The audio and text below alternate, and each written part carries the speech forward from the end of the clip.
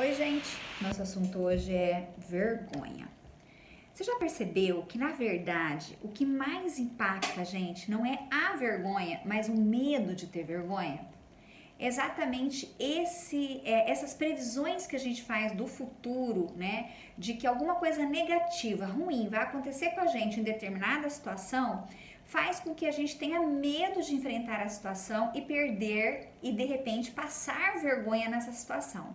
E quando a gente tem esses tipos de pensamento, o que eles fazem conosco? Eles nos sabotam. Então, eles impedem que a gente vá até, né, a situação, experimente a situação e evidencie se realmente aquilo que a gente está pensando ia acontecer ou não.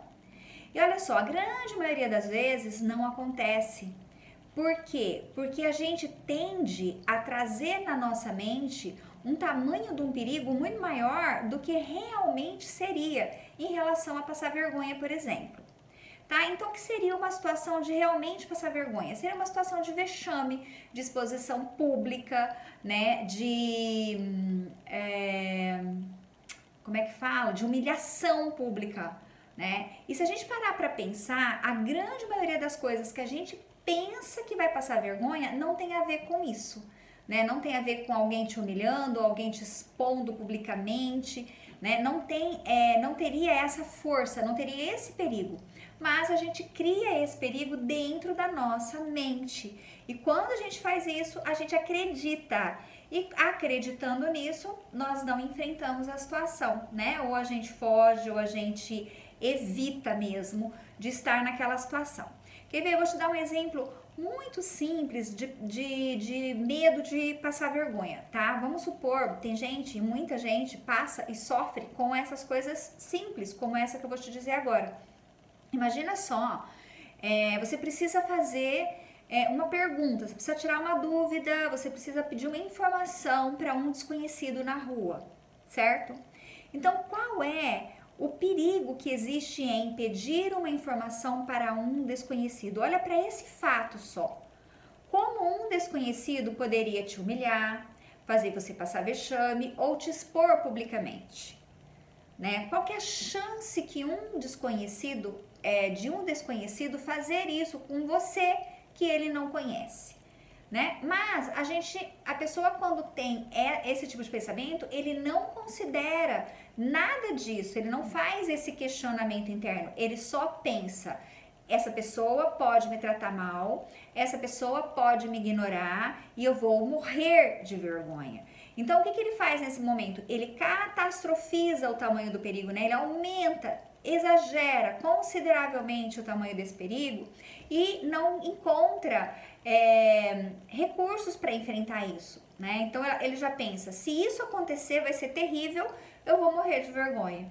E ele não busca os recursos dele, né? Então, primeiro, ele não considera a probabilidade disso acontecer naquela situação do pedir uma informação, probabilidade e possibilidade, né? Considerar isso, e também não considera o que ele pode fazer caso essa pessoa realmente seja grossa ou ignore.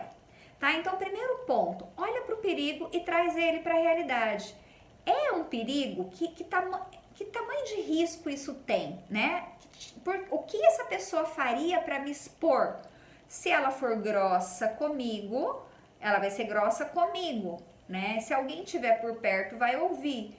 Mas quem está errado nessa situação, né? Quem é o inadequado nessa situação? Sou eu que estou pedindo uma informação educadamente, ou aquela pessoa que está sendo grossa comigo ou está me ignorando? Né? Mas não, ao invés da gente fazer a atribuição para caso o pior aconteça para a pessoa que foi grossa, mal educada, a gente faz a atribuição para a gente, né? E aí traz para a gente um autoconceito ruim de inadequação, de estar sendo inadequado por ter feito a pergunta. Olha só que interessante, né? Então, quando a gente traz isso na mente e se questiona a respeito do tamanho do perigo, você vai ver que o perigo nem é tão grande assim. E quando você encontra recursos para enfrentar esse perigo, aí sim você começa a ficar motivado a enfrentar a situação.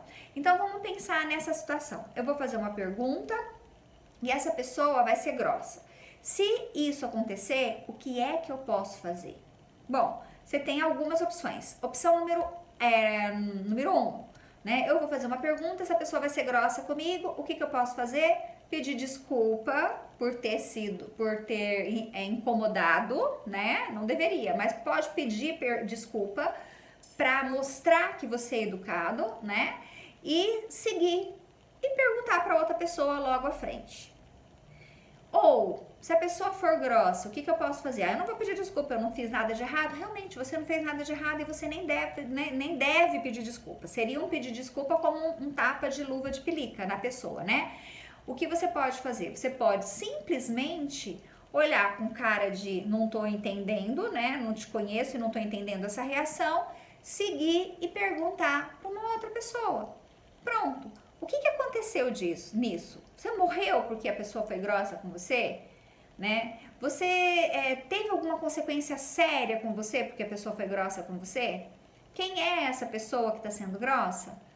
Entendeu? Então, se você entender que não é de você que aquela atitude daquela pessoa está dizendo, não é sobre você, é sobre ela que ela está dizendo. Entende? Então, não são características negativas suas que estão sendo expostas, são características negativas dela que estão sendo expostas. E se a gente olhar para isso dessa forma, a gente fica motivado a enfrentar essa situação.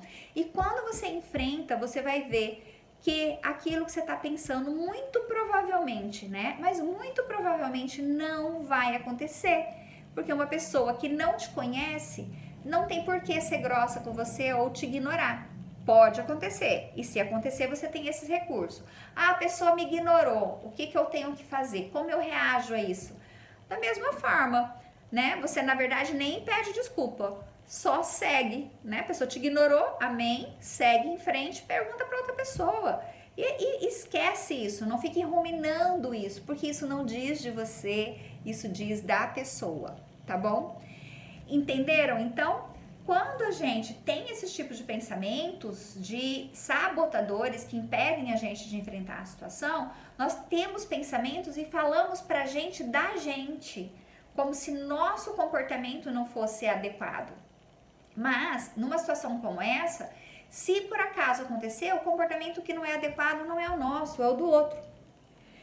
E o que eu quero com esse vídeo? Eu quero que você entenda que não é a vergonha que está te paralisando, é o medo da vergonha.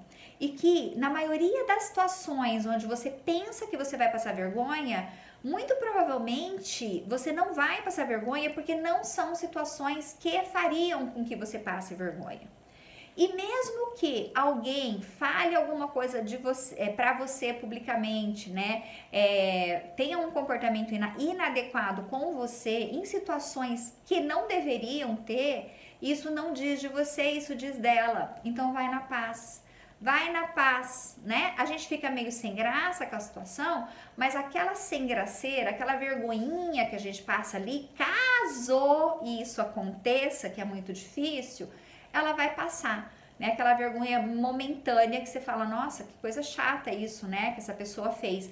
E só, ela não pode paralisar você, ela não pode ficar ruminando na tua cabeça, ela só vai ficar se você entender a situação, o fato, de uma forma diferente do que ele é. E é isso que acontece com a gente, né? A gente cria no fato uma previsão catastrófica, né, onde a gente vai se colocar no papel de humilhado, no papel de exposto, né, numa situação desagradável, e isso faz com que a gente paralise diante da situação e com isso a gente perde muita coisa. Por exemplo, de receber uma informação, né? Por exemplo, de chegar mais rápido onde você quer, por uma informação que aquela pessoa poderia te dar. Bom, hoje a gente tem o GPS para ajudar a galera, né? Mas foi um exemplo que eu trouxe que acontece e aconteceu muito, né? E acontece muito com as pessoas, tá bom?